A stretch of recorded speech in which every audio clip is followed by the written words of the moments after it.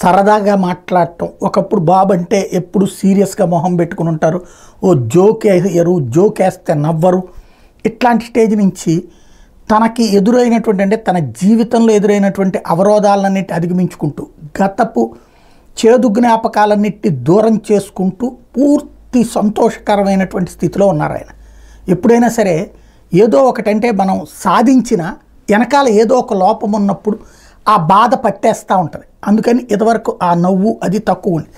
ఈ దఫా ఆయన జీవితంలో 93% స్ట్రైకింగ్ రేట్, 94% స్ట్రైకింగ్ రేట్. ఒకటి అంత ఘన విజయం సాధించడం ఒక ఎత్తు.